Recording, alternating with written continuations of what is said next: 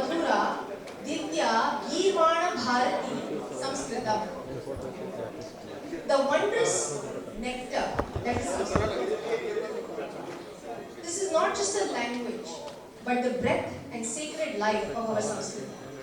One cannot really separate Sanskritam and our Samskriti, and any attempt to do so is artificial and adharmic. Sanskritam is the vehicle, vessel, and the very thought process of our Sanatana Dharma. Reviving, protecting, preserving it, and more importantly, making sure any analysis, research, interpretation, translations, any work done with regards to Sanskritam and our Samskriti is done using the correct lens, the dharmic lens. How does one understand, recognize and cultivate this dharmic lens? This is the very crux of the work being done by Samskrita Bharathi. This is the vision of our honored guests, Dr.Subramanian Swamy and Shri Rajiv Malhotra ji, who have dedicated their lives to this cause. And this is the mission that has really brought all the participating Hindu organizations today to work together and be united in Samskritam. So thank you again for each of you who have taken your time to come to this wonderful evening and to be part of this fundraising dinner. And supporting Samskritam, Samskrita Bharati and all our champions of Sanatana Dharma. Swagatam, Sarvesham Swagatam.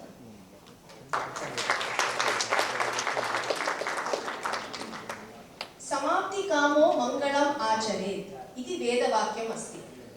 One who wishes for a successful ending to any endeavor always begins with a mangalacharana.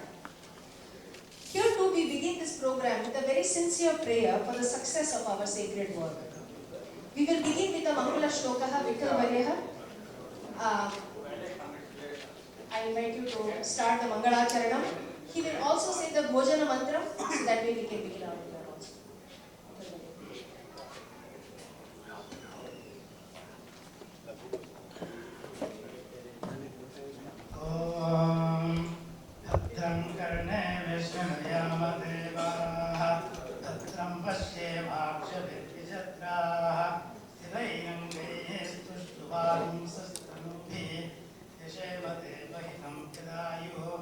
स्वस्ति न इंद्रो बुद्धश्रवाः स्वस्ति न पूषा विश्ववेदाः स्वस्ति नस्ताक्षो अरिष्टनेमिः स्वस्ति no बृहस्पतिर्दधातु ॐ ब्रह्मार्पणं ब्रह्मभिः ब्रह्माग्नौ ब्रह्मणाहुतं ब्रह्मैव तेन गन्तव्यं ब्रह्मकर्मसमाधिना अहं वैश्वानरो प्राणिनां देहमाश्रितः प्राणापानसमायुक्तः पचाम्यन्नं चतुर्विधम् अन्नपूर्णे सदा पूर्णे शङ्करप्राणवल्लभे ज्ञानवैराग्यसिद्ध्यर्थं भिक्षां देहि च।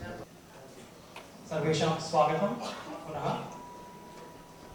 अस्माकं कार्यक्रमस्य आरम्भः पूर्वस्य knowledge is Bharat. That's our Muninam Rishinam Ashaya. That's what they expected of the people living up this place. They wanted them to be dwelling in the knowledge, light of the knowledge. Of course, given to us by our Shastras, our Vanmayam, etc. So this is how the Bharatam came about. And the light of the knowledge. Knowledge, that's what they wanted us to do. So, अस्माकं अत्यन्तं वाङ्मयमपि अस्ति संस्कृते एव अस्ति अस्माकं वाङ्मयं नाम वेदाः सन्ति उपनिषदः सन्ति पुराणानि सन्ति इतिहासाः. These are just from the आध्यात्मिक parampara. Then we also have shastras. We have the yoga shastra, we have nyaya shastra. Nyaya shastra is not really about the law.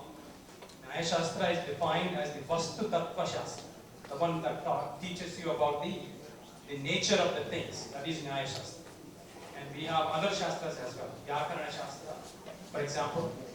So these are all Shastras. These also belong to our parampara. Okay? And we also have not just these, but we also have, for example, knowledge belonging to various branches of science in our Vanmaya, such such as Rashayana Shastra, which is chemistry, physics, mathematics, and all the things.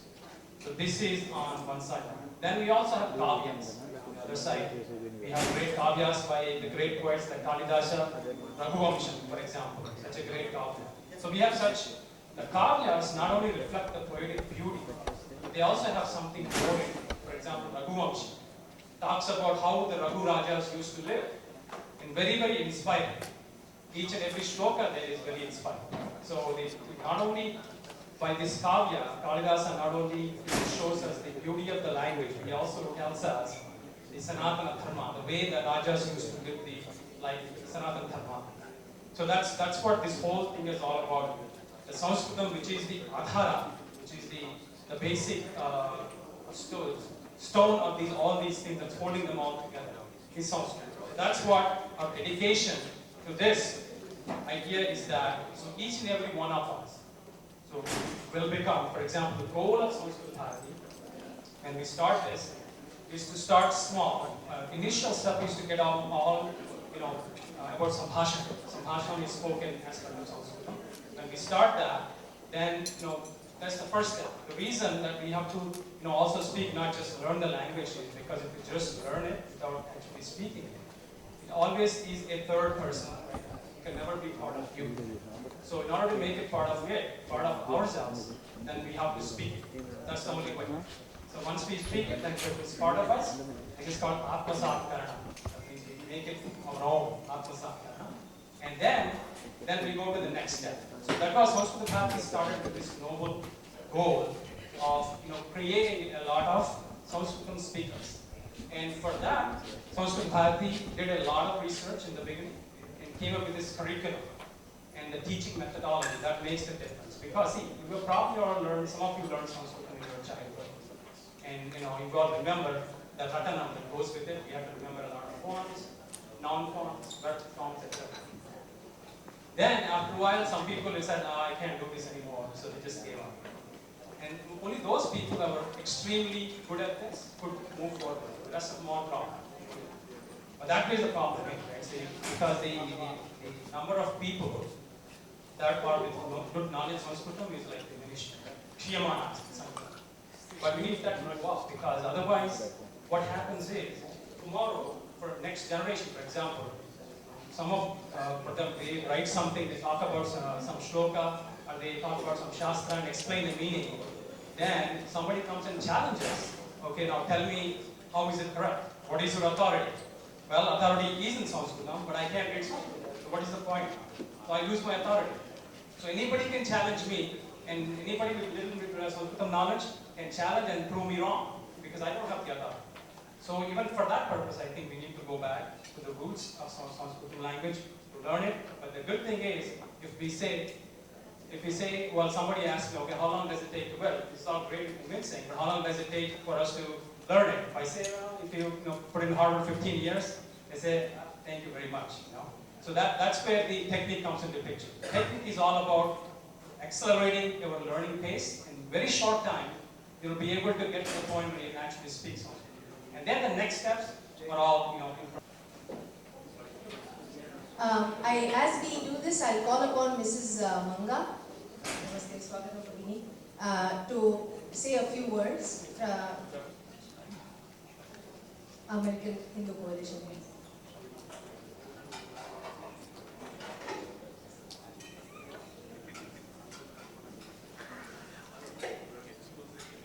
Namaskar. Good evening to everybody. Namaskar.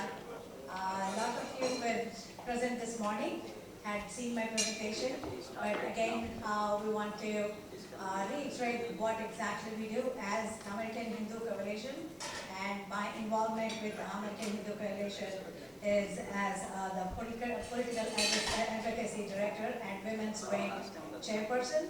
And this is not an organization that fundraises. We are a grassroots political advocacy group, organization, and we want to bring all the Hindus together under one umbrella for one purpose only, that is to create political power for American Hindus. Why am I calling this American Hindus and and not Indian Americans? Because the moment we say Indians, I think I know a lot of people here who are from different states.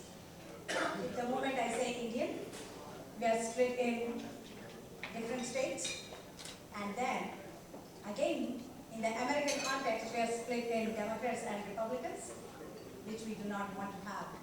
We want to exist as just one single entity and identity as Hindu community for our US. In US alone, we have 5 million American Hindus, and out of which 3.5 million are from Indian descent and 1.5 from other countries, about 15 countries. Yet, being one of the biggest economy drivers in this country, we are not recognized. We don't have power. We don't have a voice. And we are the most educated class. What we want to do is create power for Hindu as a community. And how do we do that? We want to bring in our Hindu enlightenment principles into the political system. That is the best thing we can give to the community we are living in. Hindu enlightenment principles. How do we do that?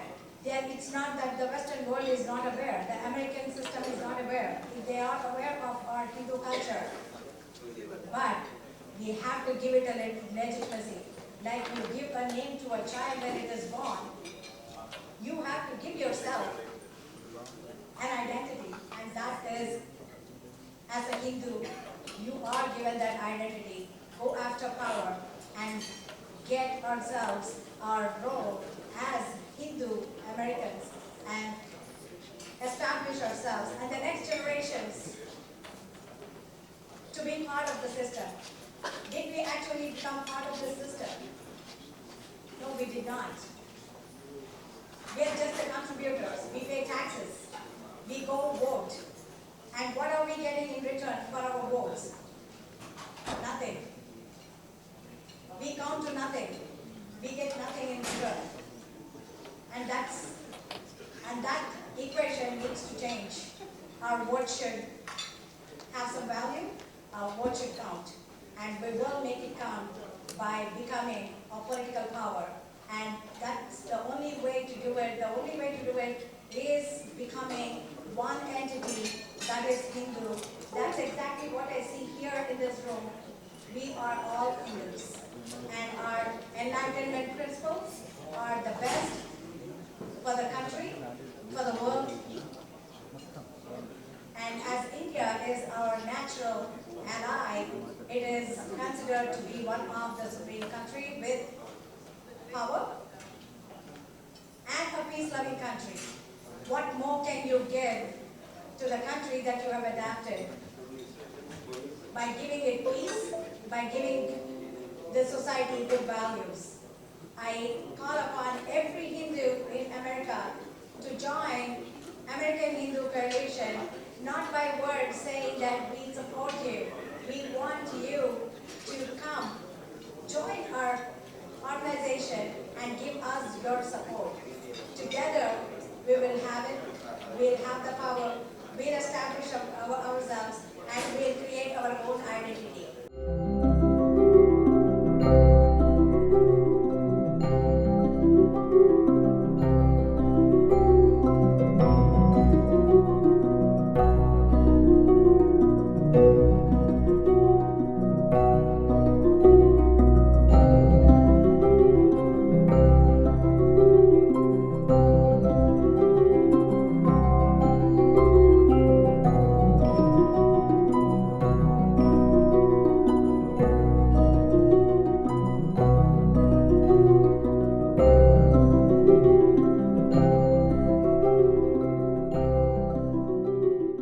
I would invite Rajiv ji to the stage to talk about a couple of different aspects. One is what has been done, what are the successes to date, what are the synergies you see moving forward with these collaborations that are possible today, and where the team in Washington DC can help play a role.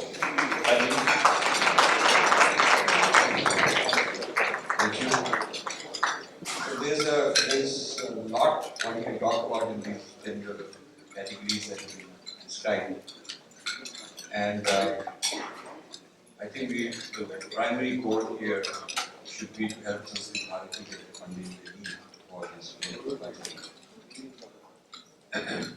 I'll just, since the topics have been defined on what are the issues, I'll just elaborate a little bit on each, not go into too much detail. I think one of the worst things rulers do, is to deplete leadership. Because when you get rid of the leadership, then the rest of the people you can use the way you want. So if you ask yourself, there was an Englishman colonized two places. Before colonizing India, they colonized America. Columbus and all that from southern Europe, they went to South America, maybe. But North America came from England and Germany, the northern European. And this came in the 1600s. Roughly the same, almost the same time, within 5-10 years of the establishment of the country. So think of it, two parallel trajectories of colonization from the same place in Europe. Ask yourself, well, first of all, some facts. The Native Americans got genocide. It just got fought. The census estimates say that in the 1600s, when the Europeans first arrived, the total population of the natives in Americas was about 50 million, which is equal to the population of Europe. They were on parity population. So now Europeans are about 800-900 million when you look at Europe, USA, Australia, Canada, about almost a billion people. So they've grown from 50 million to a billion, 24, and the population of Native Americans gone down very tiny. So this happened, there's a whole lot, I have a whole book on this also, kind of thing. What happened to Native Americans? Now, obviously, it was done to take over the land and resources. The question then is, the same Englishmen did not want to genocide Indians. Didn't go through a physical genocide. Question is why?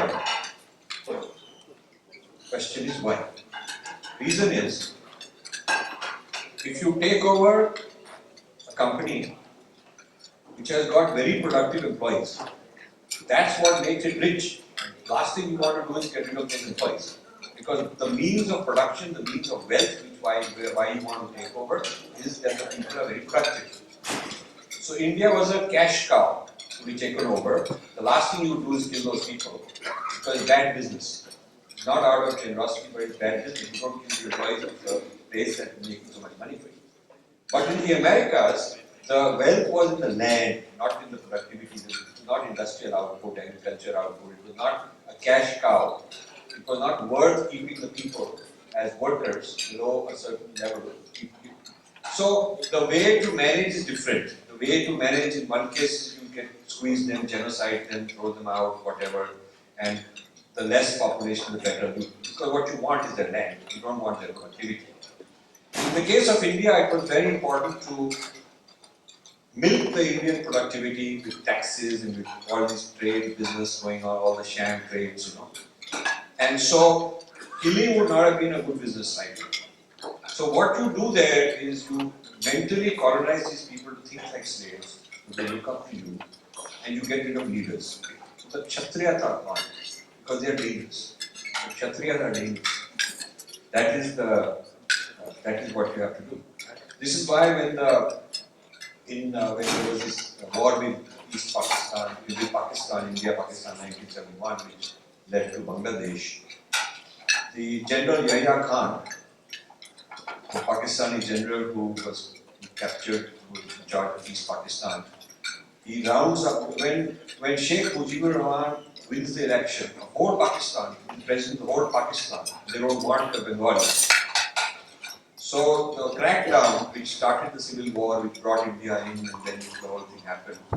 The crackdown was to surround, to get rid of all intellectuals because they're capable of leadership. You want to get rid of intellectuals. You don't want to get rid of fools and morons and chamchas and people workers because those guys you can manipulate. So British did this in India for a long time, and we recognize it, but we don't recognize that the Mughals did it long before.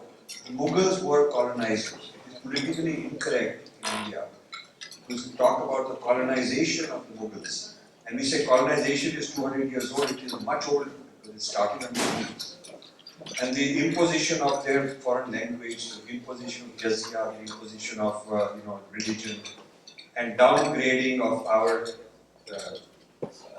intellectual resources started then.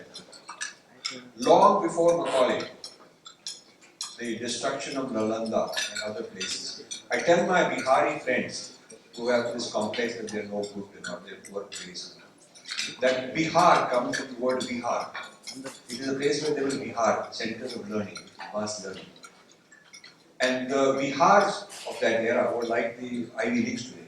People from various places in Asia sent their brightest kids to learn. So that is the place which kind of place that the Mughals devastated. In fact, when the Mughals were, when the Muslim rulers, this is not Mughal per se, the Muslim ruler destroying his army, Khilji's army, destroying Nalanda, people came and blamed him and said, don't burn all these books, we're burning the library. So his answer was the ruling was very straightforward. He said, each book, it either agrees with the Quran or it doesn't. If it doesn't agree, it is blasphemy, we should not read it. If it agrees, it is redundant, you don't need it. So argument is you don't need learning. No single university was started during the British era of so many hundred years. There is not a single university, you can say that university Aurangzeb started, this one Akbar started, or Shah started, not a single. They built monuments to themselves, that's a different matter. But not centers of learning. So the cash cow, very rich in trade, export, good efficient means of production, was devastated because they lived a good life, enjoying the wealth, but not reinvesting in new R&D or new learning. So I think there's a lot of that sort of, the destruction of the Kshatriyas is, I think, a very serious problem. So the question is, we were having a discussion with Sanskrit Bharathi people yesterday, and I was giving them proposals on what we can do. The topic was what we can do together. So I was giving them proposals on what we ought to do together, where the need is. My ideas always come from the outside in. From you look at the Kurukshetra, what does it need? Not what do I want to do or what do I feel like doing or what am I good at, but what does the Kurukshetra need? Then I have to do it, whether I like it or not. And if I'm not good at it, I will learn. So if you start on what the Kurukshetra needs, you come up with some important projects. The Sanskrit Bharati people, I understand their point of view, said this would take us into Kshatriya. Okay, so we have to think. I'm glad, very thoughtful, they should think, not just say yes to everything. And they're going to think and get back to it. So, the traditional Brahmin role, I know it's not by birth, but the job description, think of it as a job description, was the intellectual domain. And Kshatriya was the, leadership, political, military, that kind of a domain, and Vaishya producing wealth and so on. Question is whether today the separation is viable in today's world, whether it is viable. In practice, people aren't separated anyway, because people who are calling themselves Brahmins are running businesses and making management decisions and all that. And so, in the revival of Sanskrit to Sanskrit Bharati, one of the issues, one of the questions for its management to us, and this is in India also, here also, is whether they can do justice and be effective in the renaissance of Sanskrit and Sanskriti without entering the Kshatriya domain. Is it wise for them to say voluntarily, we're not going to do all this because we're not into politics and we're politically correct and we can't do all this, we can't, we just do chant, mantra, teach, learn Sanskrit and all that. I'm not in a position to say yes or no, and I'm not advocating either way. I'm really raising an issue that has to be discussed, I think. Particularly to set up a center in the United States where knowledge is political. Knowledge is political. I mean, you look at the Jewish people, they were revived so much, very politically. Right? It's not, so you know, if you're setting up a center in the United States, you must understand the American Kurukshetra very well. It cannot be that you understand India and you understand how it was 1,000 years ago, and so we're just going to replicate something that resembles that. Because then you know why we are in America. You're in America, close to the capital, because you want to engage world center of power. And to engage world center of power, you got to understand what is the power structure, how does it work, what is the history. You got to understand all of that and be able to play in that. And you cannot put in, if that's what you want to do, then you are in Kshatriya. So this is one of the issues I want to leave on the table. Another issue is institutionalization. A lot of our movements are sort of weak on the institutional side, not dependent on the personality, the charisma of somebody. So when that somebody, one person or one or two people are gone, then the whole thing falls apart. This is very true. So if you look at the church, they survive. People don't need to know much about the particular pope. They don't have to love him. And even if he got into some trouble or scandal and he's gone, the institution is never touched. So much controversy and scandal in the church with individual bishops and whatnot, they took all kinds of actions, criminal actions, never affected the institution. So robust, so tough. In India, some little thing happened, the whole thing folds. The whole institution folds, people are running this and that. Like what happened to the Dera, because of one man, the whole institution may be collapsed. It is a very ridiculous thing. The Dera, so I did actually a 1-hour show on the Deras, giving my perspective, that as institutions are extremely important for grassroots system, helping poor people in some ways. But when the difference is that in the Western system, the institutions are robust and not dependent on one person. We have not learned how to do that. You know, when they teach the history of multinationals in business schools, often they start with the East India Company as sort of the role model of the multinational. How do you run a multinational with people in so many places far away in financial control and accounting control and hire, fire and have, even long before there was this electronic communication, they were doing a very good job of remote managing the world empire as a multinational. But what people don't realize is that actually the first role model for multinational was the Vatican, as far as modern history is concerned. Because its ability to set up with rules and regulations and what a bishop can do and what this one can do and what, how things are discussed and debated and resolutions passed and articles of incorporation, all the corporate paraphernalia today used by modern corporate people were pioneered in the church. So they're creating a very institutional mechanism. We have to think about this. We have to figure out what do we need to do. So when you're creating a think tank like the Bharathi, these are some issues to think about also.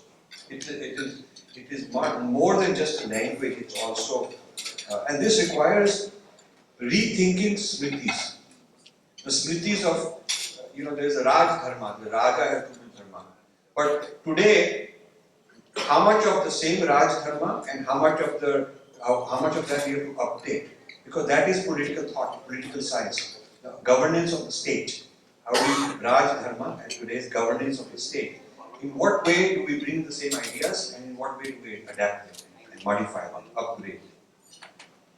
So I think I have many such investigative projects always spinning and trying to write about them and discover and all that. And one thing I will, a provocation I'll leave you with. I made a few provocations, but this is a bigger one. Is that inheritance laws are not the most efficient use of economic wealth because you're passing it on to your biological progeny. And And I decided, in fact, when I had my moment of awakening in my guru and when I decided I'm going to leave, this was 25 years ago, and not be in business or make money and just put my life into all whatever I'm doing. A very large part of it was the decision that rather than going on working till I die for the sake of making more money to be passed on to my children. So this big breakthrough came when I was given this instruction and given the realization that my future should not be through biological progeny. Therefore, I am free. I am free. They make their own destiny. I am free. And so the freedom comes from not being a slave to the future. Once you reach a certain comfort level, you can say, I'm fine. Why do I need to go on working? I'm free. And if people in the prime of their life, and so many Indians in the prime of their life, 30s, I did it in my 40s, but nowadays people in their 20s, 30s have made enough, more than enough. There is no reason to keep making. The idea would be to convince such people while they are still young and have vitality, and they have management skills and so on, entrepreneurship, get them on board into the Hindu movement. A large part of the Hindu leadership is very old. It seems that the young people, even after making tons of money, not interested. So that's the challenge: is how to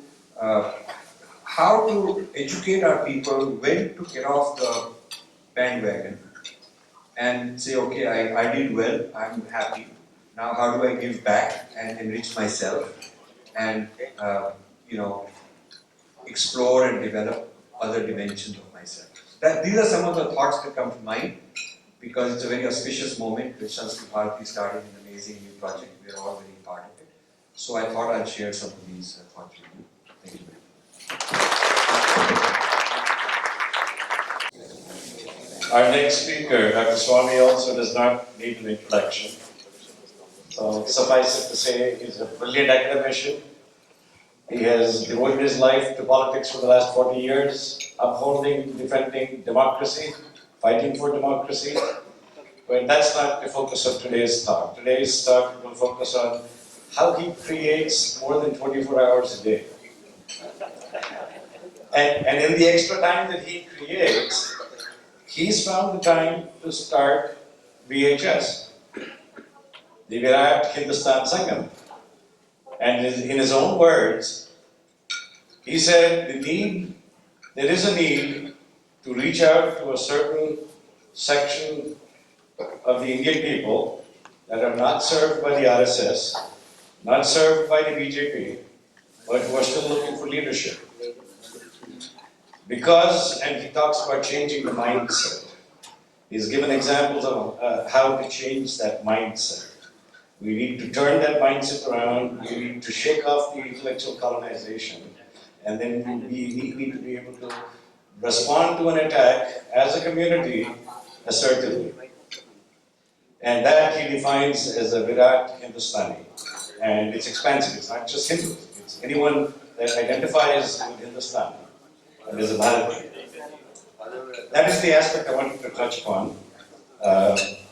He has also pointed out the need for a common sense of history, a grand narrative. He has pointed out the need for a common language. He has proposed Sanskrit be that common language. And with that as introduction, Dr. Swamy, I invite you to tell us a bit about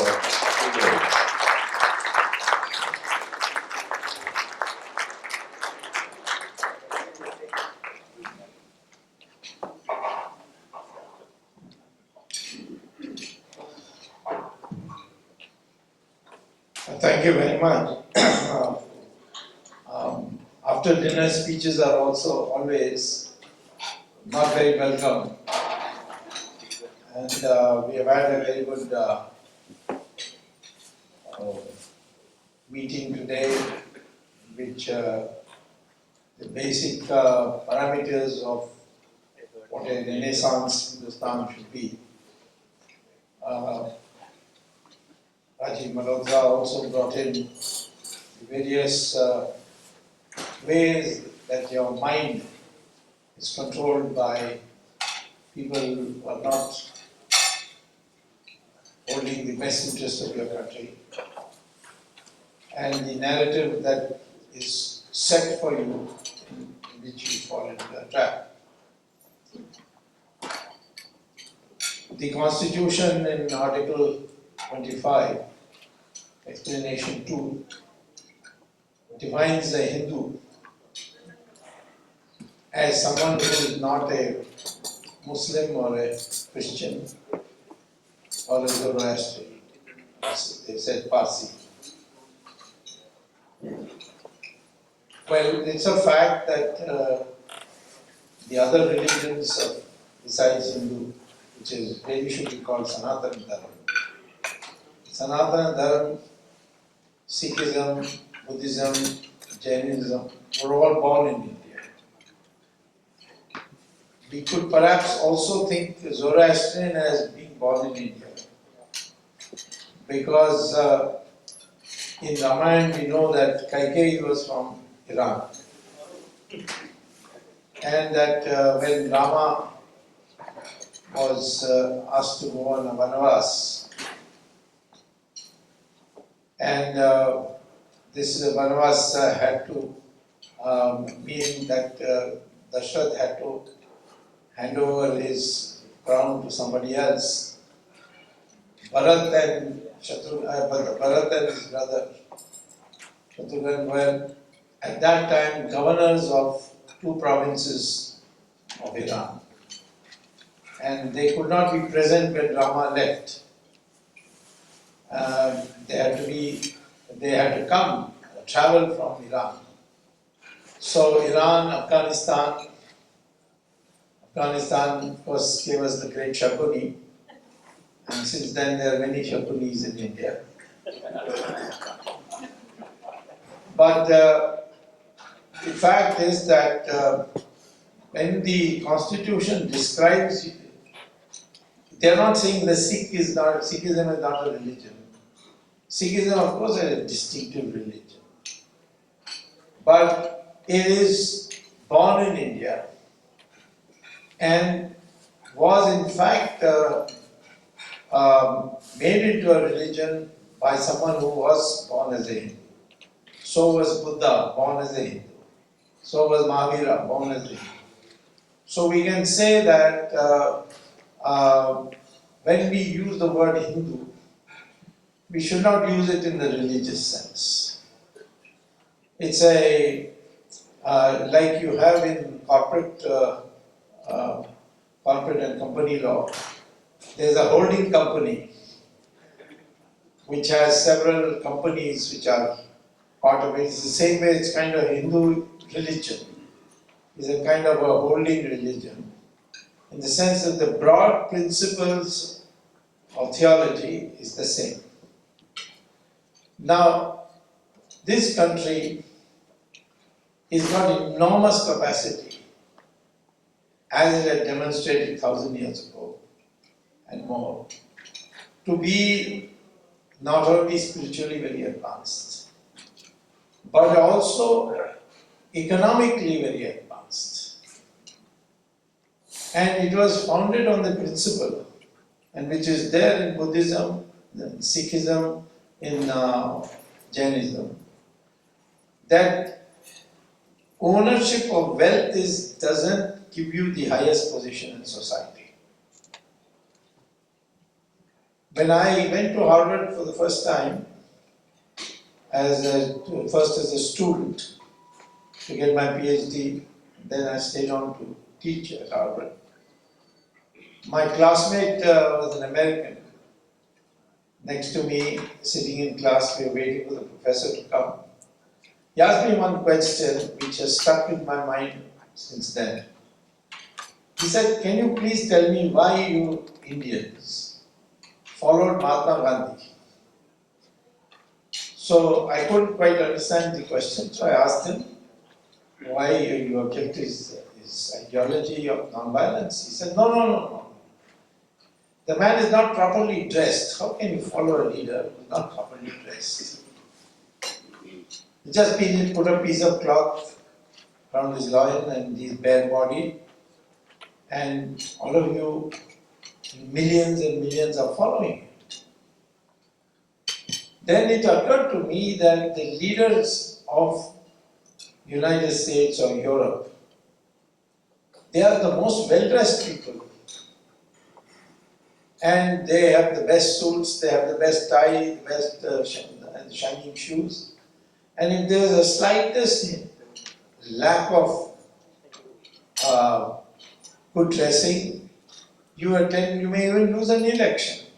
If you read the book on the Kennedy-Nixon debates, Theodore Weiss, he describes that Nixon lost because he came without shaving to the debate, and his what they call as the 5 o'clock beard was obvious on television. In India, you can't think of this, that your dress is going to be a factor. In fact, even for spiritual leaders in the West, they have to be very well dressed. Look at Pope, he's always in a satin gown, and he's got all kinds of jewelry around his neck, and even his hat or whatever one calls it, what he wears in his head, is full of jewels. Whereas you can have a very rich sadhu in our country, but he'll still be in Bhagwan like Ramdev or Shishi Ravi Shankar. They are built big empires, but their dress code never changes, the simplicity. So there was something special about our society, and that was that the highest position in society was given to those who pursued knowledge and those who sacrificed. Gyan and Tyag, as they say. And that's there in Jainism, that's there in Sikhism, that's in all the religions born in India. And it's also there in Zoroastrian. Zoroastrian, in fact, they worship they worship by the fire, with fire as the witness. And their ancient religious books, Gathas, are full of whatever we know in Sanskrit. In fact, the language also sounds similar.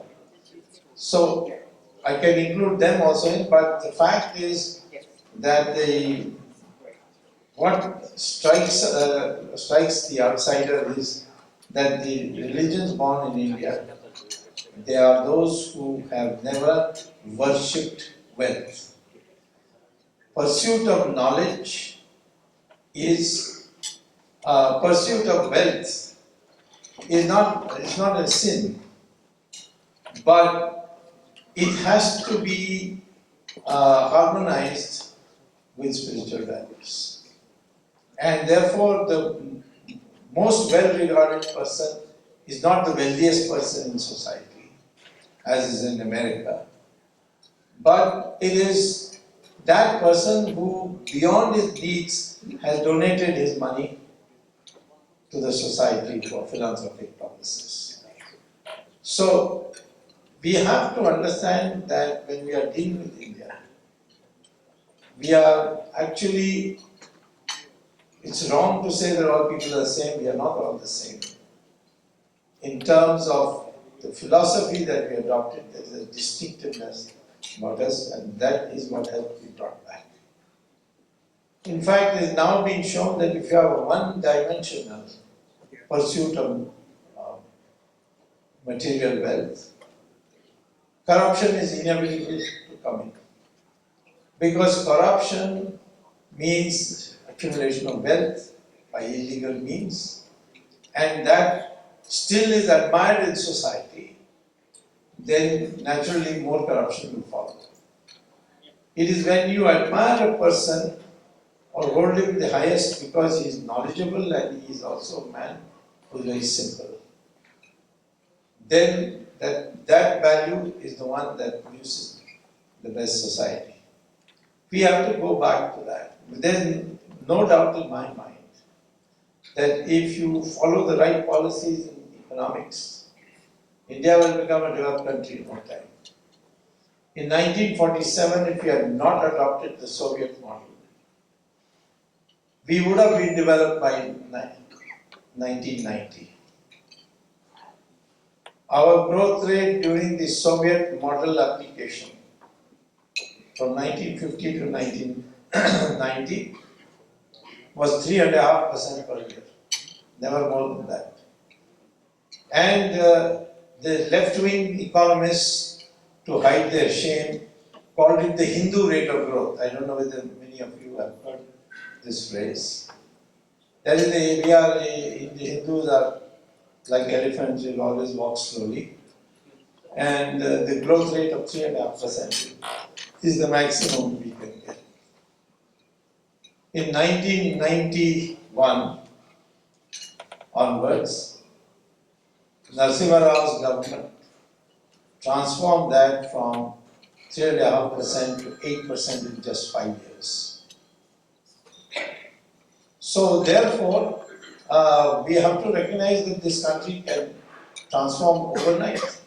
When I was Commerce Minister in 1991, the Samsung Corporation chairman had come to India, and he told me that they had gone to an exhibition in Germany, and he found that some young Indians, software engineers, had produced lovely software.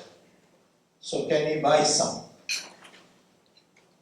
So naturally I thought this is tremendous for us. So I said, how much do you want? He said, $1 billion worth. Now, I found out at that time we were only producing $100 million worth of software. And because people said there was no financing, etc. But soon enough, a new fear dawned on the Western world, and that was called Y2K. I don't know whether you remember it. It was Y2K. Because the computer was only using dates of the year by the last two digits.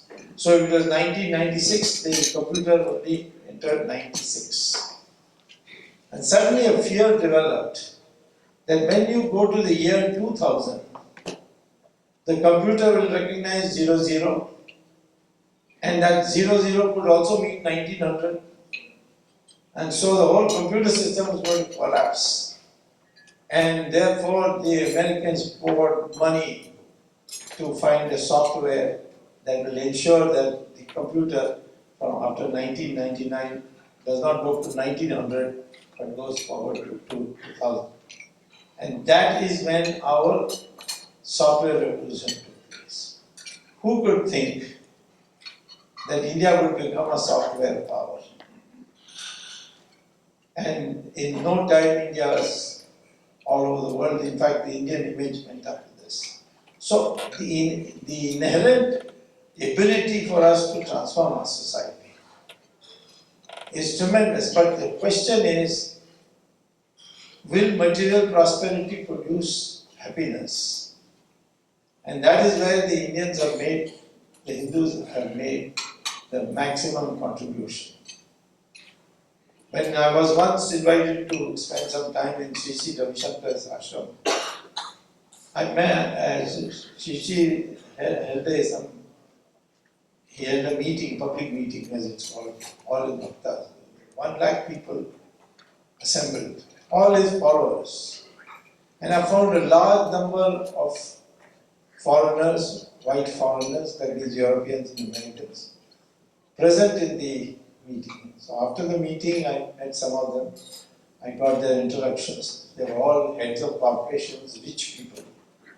So I asked them, what is the reason why they, after all making all this money, they are coming to be in an ashram wearing kurta pajama and sitting in cross-legged and singing bhajans. What is it that makes them do this? And they said, essentially, we made a lot of money, that's true, but we are not happy. And we learned that the Indians know how to be happy.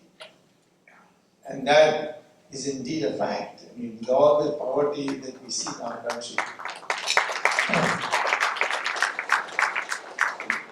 So for us now to transform ourselves, and why Sanskrit therefore I keep emphasizing is so important, is we must transform into a developed country, but at the same time maintain that structure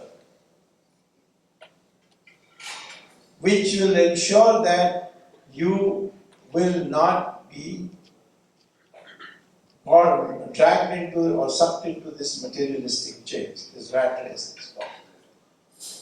In fact, when I asked Sri Ravi Shankar about these people, he said yes, that in our system, we never take material prosperity as a single dimensional variable. We always say it has to be synchronized or harmonized with spiritual values. So, today we are in this cusp that we know we have the power to do great things. Look at the satellite. The New York Times published a color photograph of the scientists in the room celebrating. I think in one blow launched 30 satellites or something like that, which no other country is capable of doing, and it is the lowest cost. And the picture showed all these, what we in Tamil call as mummies, you see, wearing in pattu sari and with plaited hair and earrings. And they said, this is India's modern rocket scientists. As a fact. And that is why I say that there's another dimension of our past which we can't forget in the future. Whatever one may say about the Western world, about the freedom of women, for them in power there is a glass ceiling. But in India that has never been so. We already had one woman Prime Minister, and we have had several women Chief Ministers. We have judges of the Supreme Court who are women, High Court. Women in almost, we have now airline pilots in much higher proportion than Western world who are women. And yes, we have Defense Minister, Foreign Minister, women. Well, in fact, if you look at Brahma's cabinet, the main portfolios have gone to women. Defense has gone to Durga, finance has gone to Lakshmi, and education has gone to Saraswati. So I said, male gods got what? And I searched, I found that information broadcasting had gone to Narad Muni. So, and we also know the case of Kali. When all the male gods failed to defeat the Asuras, they finally went and literally fell at the feet of Durga and asked her to, take Shakti into her hands and put an end to these Asuras.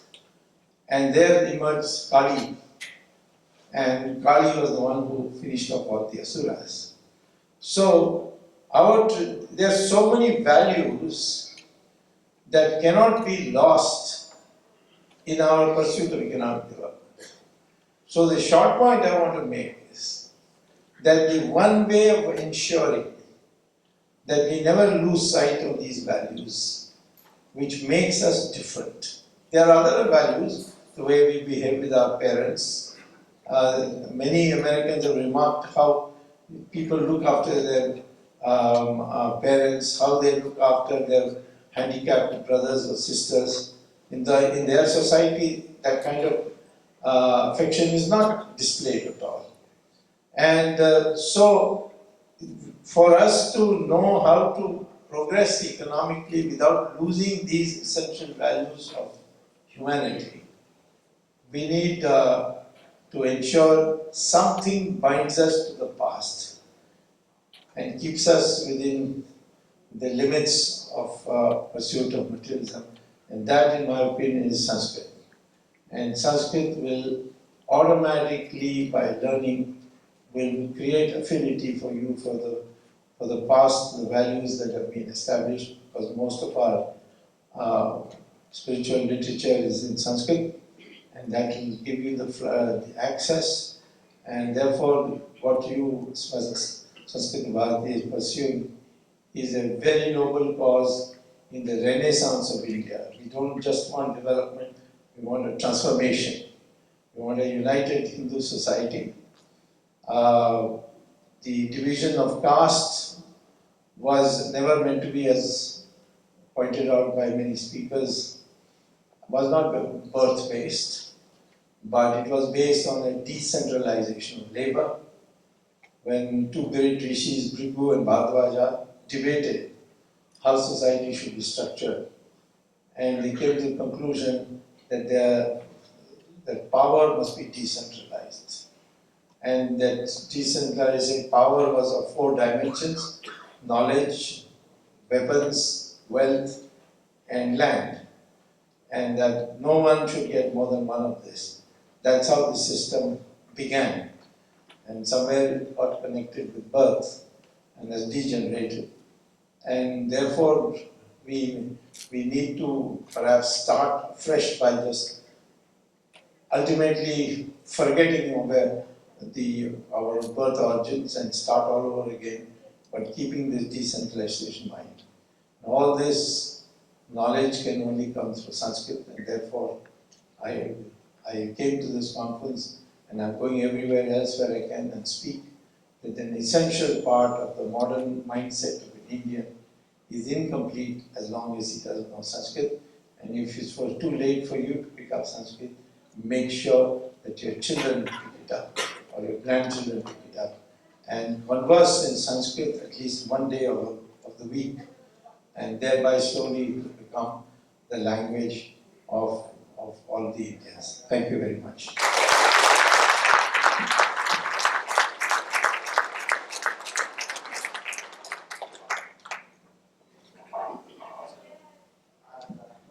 Thank you, Dr. Swamy.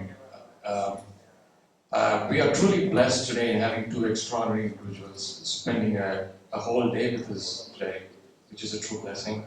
I don't know if you've been tracking Dr. Swamy's travel schedule. I think he came just last week, and within hours of his arrival, he delivered his first address in California.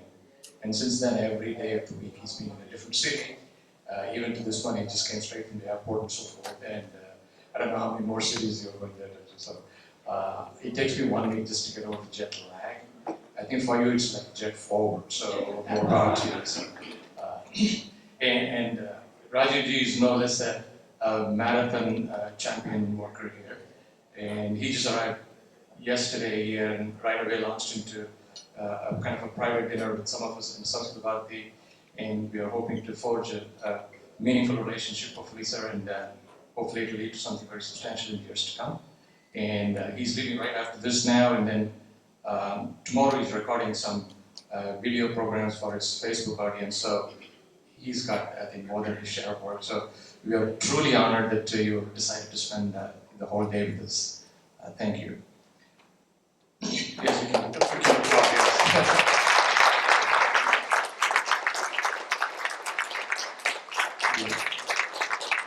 And I also wish to thank all the donors here, obviously, so that have, obviously they are attracted to the core mission, Samskrita Bharathi, Samskrita Bhavanam, but more importantly, you align that with, by opening the wallets, and thanks for your generosity. We hope to celebrate our upcoming milestones with you in the days and the months to come. So thank you very much.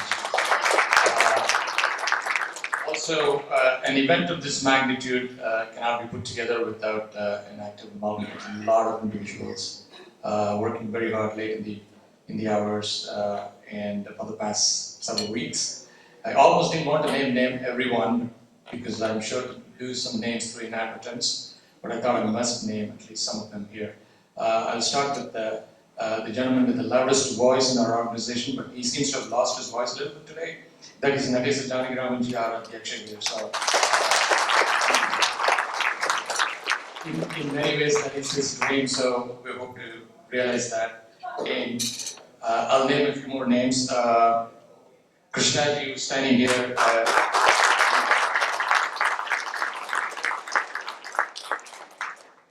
Rajesh ji, Padma Kumar ji,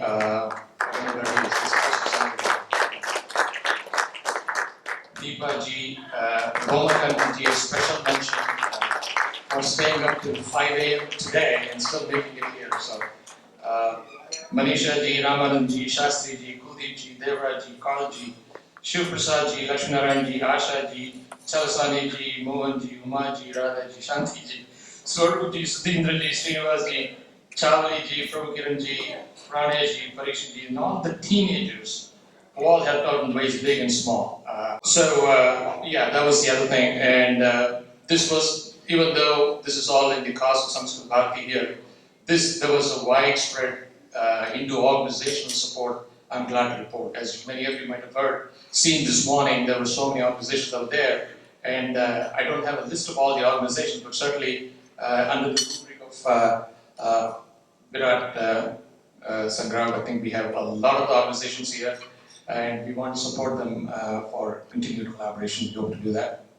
And I'm just advised that we still have a little more time, so anybody that wishes to take pictures with Rajiv ji or Dr. Swamy, if you want, you are able to do that. I just want to make that call out.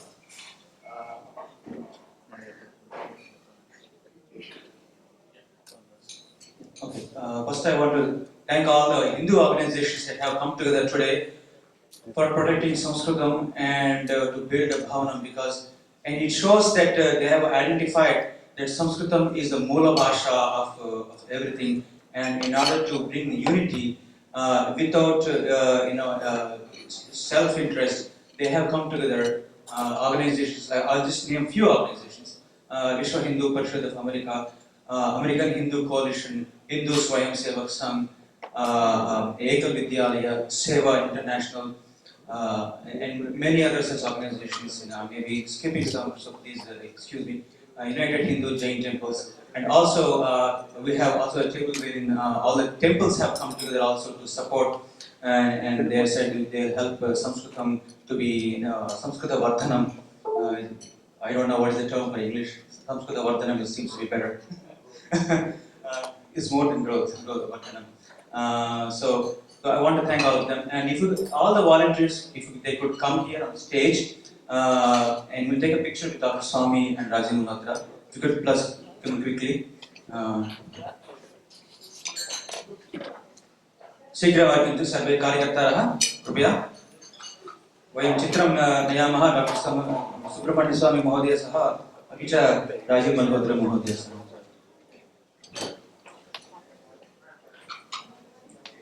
Natyashan ji, president of Samskrita Bharathi. Mohan Deval ji, he did an awesome job with the audio video. He is the man behind the curtains. Pranesh Mahodaya, Rajiv. And we also want to thank the media, Pilupu TV, who has monitored our event. Venu Nakshatram ji is a local NRI, so please ask him for any local marketing media.